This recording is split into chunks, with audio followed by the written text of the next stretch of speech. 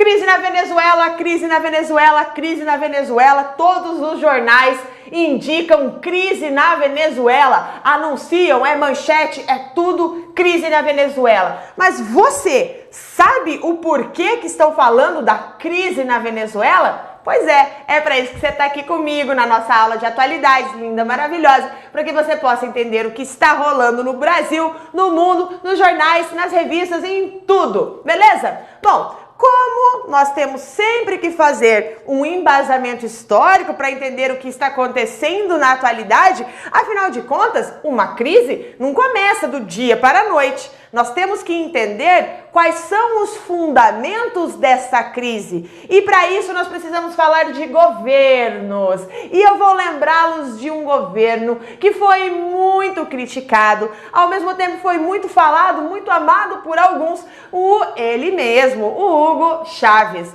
Hugo Chávez entrou no governo da Venezuela de forma democrática em 1999 e governou a Venezuela até a sua morte, até 2013. Bom, o governo do Chávez foi um governo relativamente tranquilo, foi um governo que foi, inclusive, muito bem aceito pela população venezuelana. Mas ele foi bem aceito pela população venezuelana por algumas questões que é importante você anotar. Primeira coisa, o Chávez, ele adotou um posicionamento populista, ou seja, um posicionamento carismático, um posicionamento que fala com as massas, que diz que vai ajudar as massas.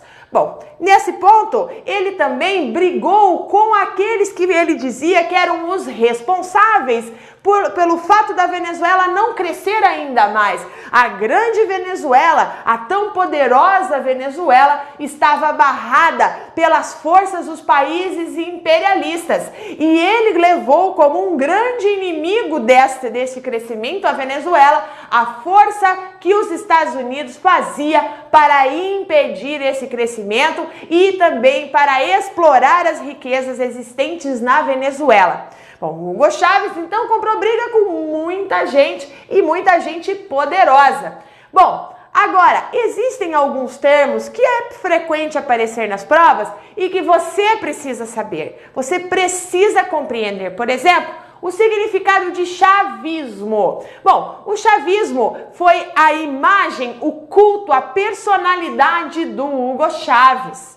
Isso é muito característico dos governos populistas. E ele fez essa sua imagem baseado na imagem de um personagem histórico, que foi o Simão Bolívar. Simão Bolívar, que no século XIX lutou pela independência tanto da Venezuela quanto de outros países da América do Sul, independência à época da Espanha. Hoje, o Hugo Chávez teria assumido no século XXI o papel que o Simão Bolívar fez lá no século XIX.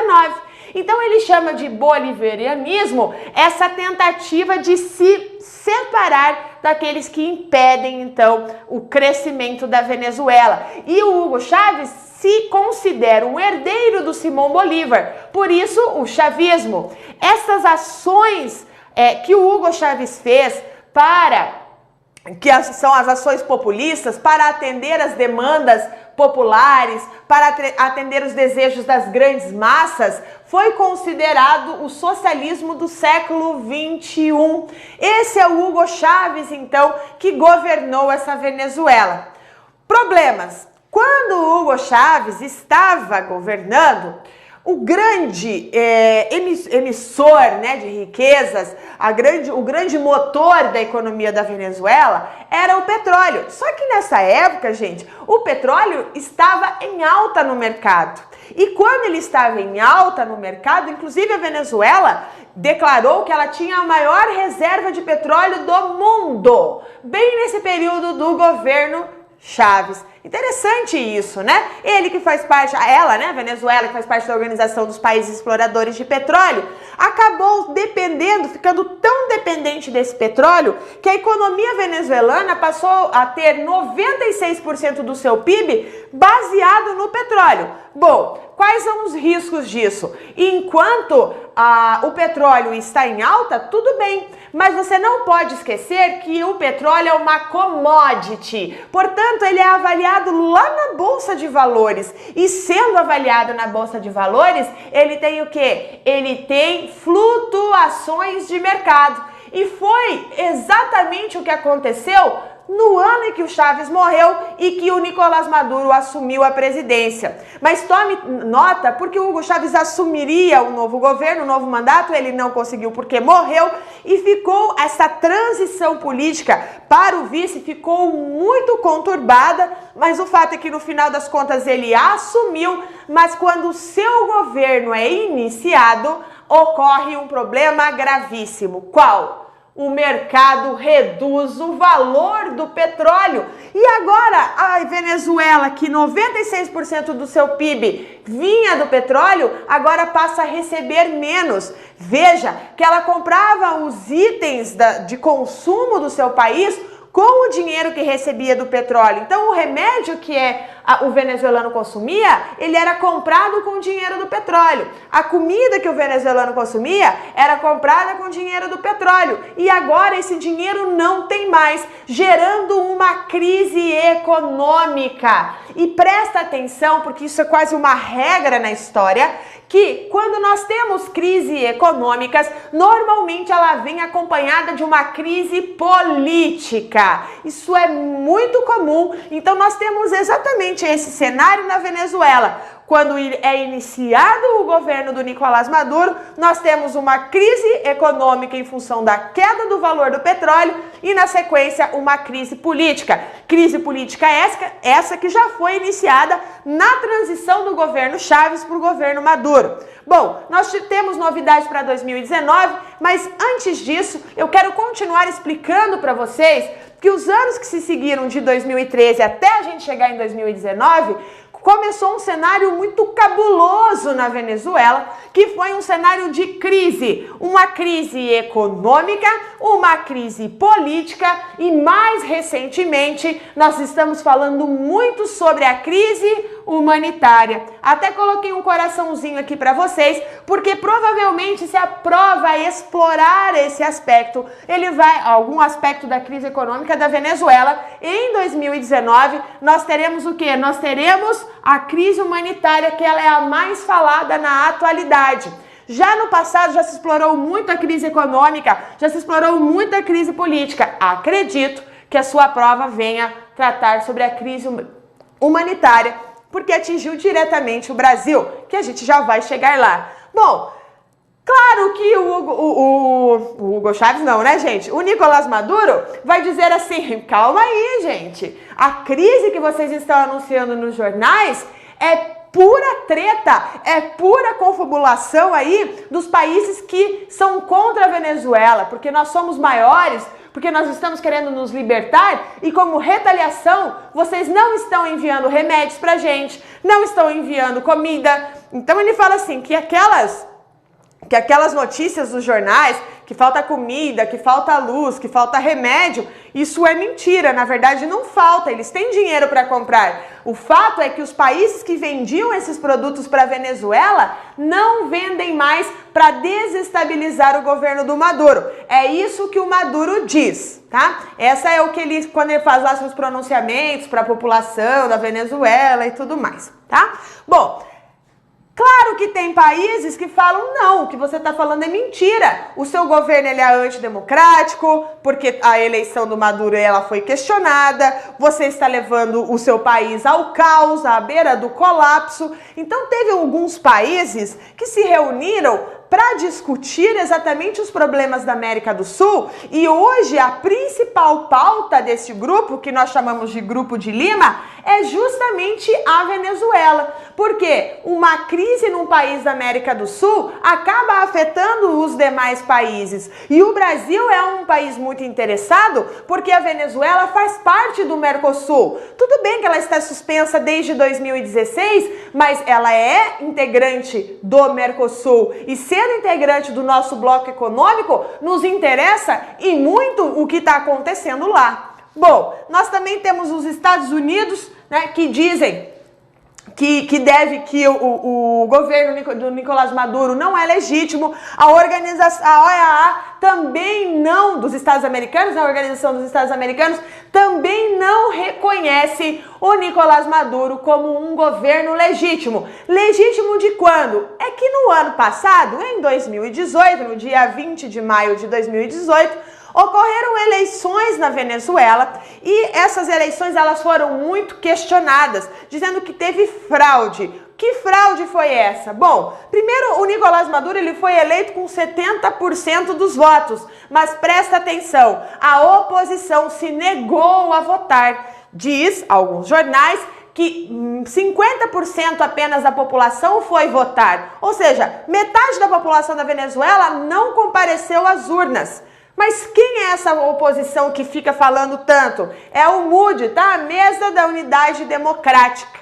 Bom, apesar de ter essas eleições serem questionadas, o Nicolás Maduro assumiu no início de 2019, em janeiro de 2019, um mandato que vai durar até 2025. Agora, muitos países, especialmente os países do Grupo de Lima, não reconheceram o governo do Nicolás Maduro. O Brasil não reconheceu o Nicolás Maduro. O único país que reconhece é o México. Bom, nós temos então um problema, porque o governo da Venezuela, que foi eleito em 2018, não é reconhecido pelos países do mundo. O que aconteceu? Quem assumiu? Assumiu o Juan Guaidó, o presidente interino. Então veja que hoje nós temos um cenário na Venezuela de dois governos, mas governo nenhum. Ela está completamente desgovernada. Essa é uma grande problemática da Venezuela, tá? Então, segundo o Nicolás Maduro,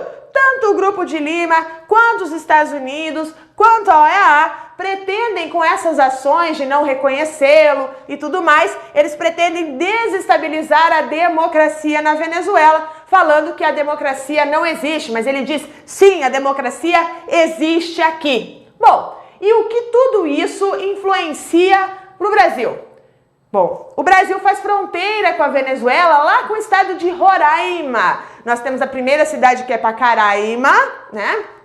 E essa cidade, então, tem a fronteira seca, é passada uma ponte ali, e eles, então, conseguem fazer esse passeio, né? Essa saída da Venezuela até o Brasil. Muitos venezuelanos vêm até o Brasil para comprar remédios, para comprar comida, para fazer tratamentos médicos e voltam para o seu país. Mas muitos deles não voltam para o seu país, ocasionando um aumento populacional no estado de Roraima que eles não tinham até o momento e eles não possuem infraestrutura.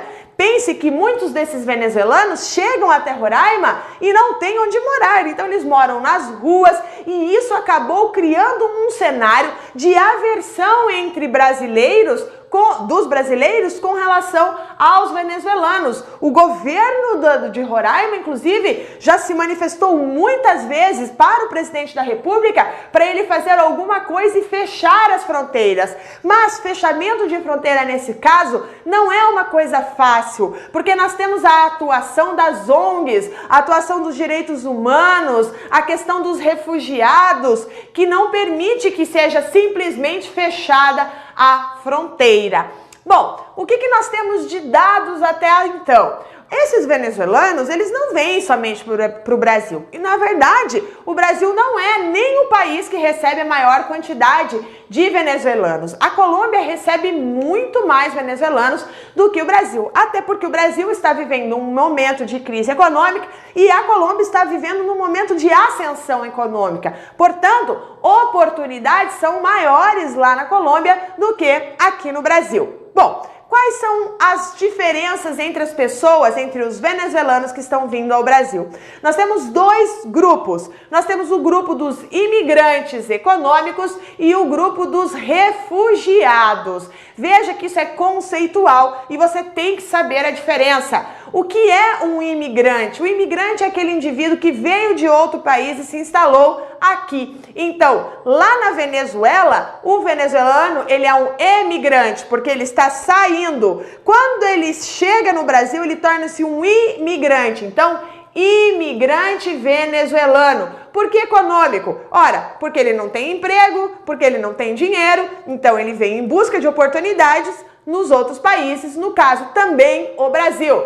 Agora, como a Venezuela é considerado um país que não está seguindo a ordem democrática, muitos pedem asilo, pedem refúgio político, porque se consideram perseguidos políticos. Então isso já é um outro conceito. Quando a gente está falando de refugiados, nós estamos dizendo que eles precisam, o Brasil precisa recebê-los, porque eles correm risco de morte. Entenderam isso? Então nós temos dois grupos. Bom, no total, juntando os imigrantes econômicos e os refugiados políticos, nós temos um total anunciado pela ONU e o braço da ONU que cuida dos refugiados chama-se Acnur, tá? Segundo a Acnur, a Venezuela, na atualidade, ele foi dados do final de 2018, possui 3 milhões de migrantes. Migrantes são pessoas que se deslocam. Então, 3 milhões de pessoas saíram da Venezuela, seja por motivos econômicos, seja por motivos políticos.